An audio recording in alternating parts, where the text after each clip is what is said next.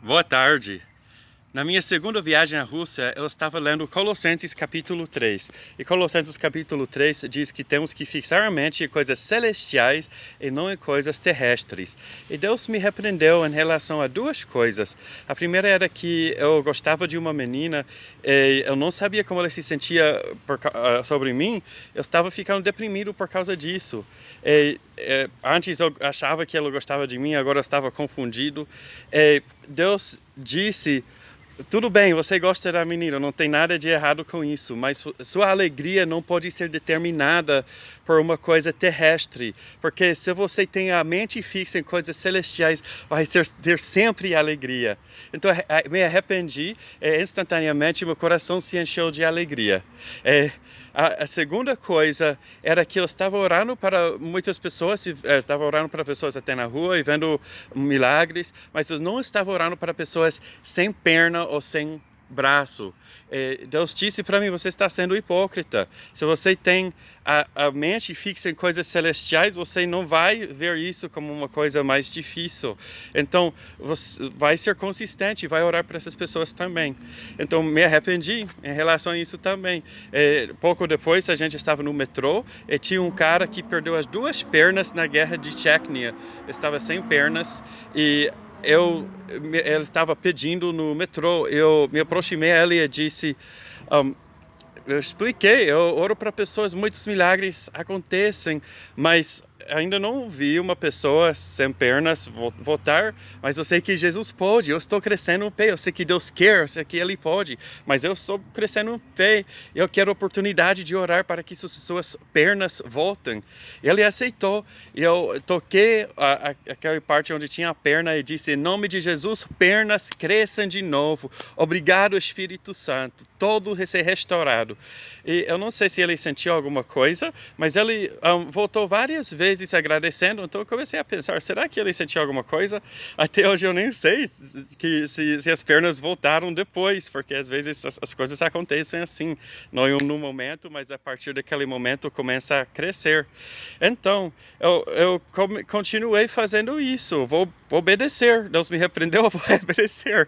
Então, eu estava de volta em Nova York, falando pelo telefone com alguém na Rússia, e ela disse que a mãe perdeu 5 centímetros do dedo.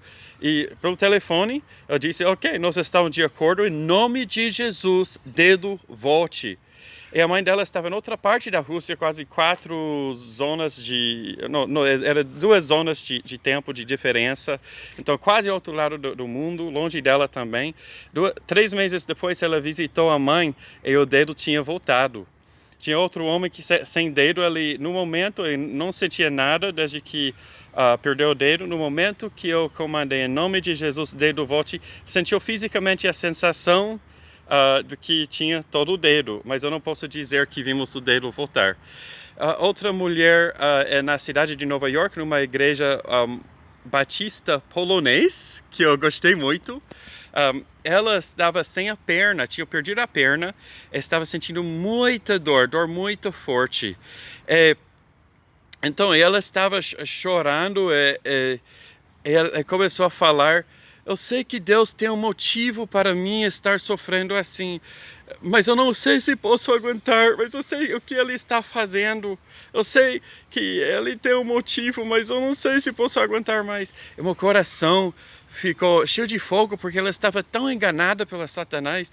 E eu disse: Jesus curou todos que vieram a Ele, e Ele é a imagem perfeita do Deus invisível, e Ele não está fazendo você voltar, mas Ele é um Espírito invisível, e a igreja e o corpo de Cristo, estamos crescendo em todas as coisas em Cristo. Então depende da igreja, mas a maioria da igreja não sabe agir em fé. E eu estou crescendo. E se Jesus tiver a sua vontade através de mim, você pode ter sua perna de volta. E ela começou a gritar em polonês.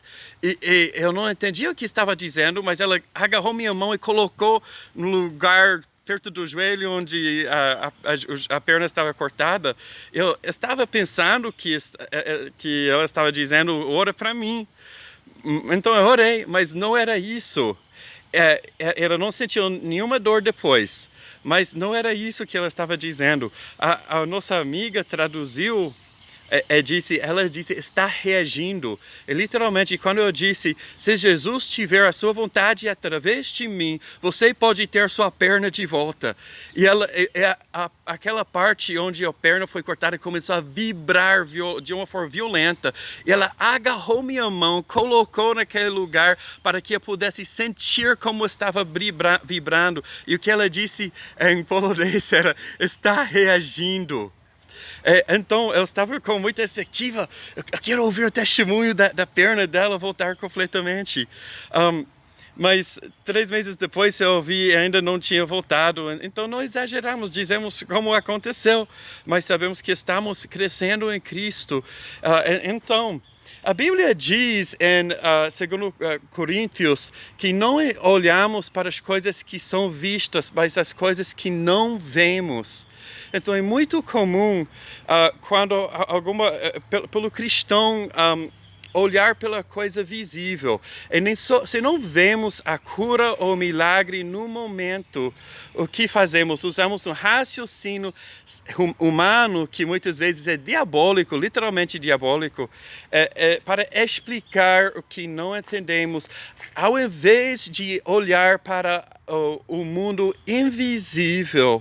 A realidade é crescer em Cristo, é desafiar nossa própria incredulidade. Eu fico sempre fazendo isso, gente.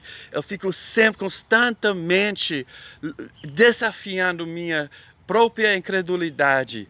Você diz, você vê tantos milagres, Jonathan. Gente, eu fico muitas vezes desafiando minha própria incredulidade. Eu tenho muito para crescer. Então, a outra coisa é que a Bíblia diz que todas as promessas de Deus são sim e amém em Cristo. Salmo 103 diz, não esqueça nenhuma das suas promessas, nenhum dos seus benefícios, que diz, que Ele perdoa todos os teus pecados e cura todas as tuas doenças. Todas as promessas são sim e amém em Cristo. Então, mas muitas vezes usamos raciocínio humano porque estamos olhando pelas coisas que enxergamos naturalmente, ao invés das coisas que não são vistas, de ter uma perspectiva celestial, a mente fixa em coisas celestiais. E tentamos explicar com raciocínio humano porque não aconteceu. Nós tornamos a promessa de Deus, que é sim e amém, o sim de Deus, para ser um talvez. Mas nenhuma promessa de Deus é talvez. O que é que no jardim o serpente disse a Adão e Eva? Será que Deus realmente disse?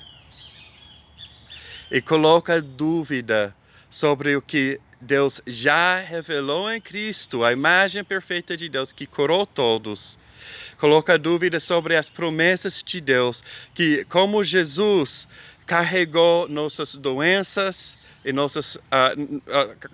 carregou nossos pecados e nossa iniquidade, carregou nossas doenças e enfermidade. Ok, espero que isso encoraje vocês. Eu também tenho um amigo que orou para alguém que tinha metade do dedo, faz muito tempo. Eu imagino, que acho que não era algo que acabou de cortar, tinha metade do dedo, o dedo voltou. Então, vamos continuar para ver coisas maiores, ao invés de desafiar nossa própria incredulidade, ao invés de inventar uma explicação com raciocínio humano e questionar as promessas de Deus. Amo vocês, tchau.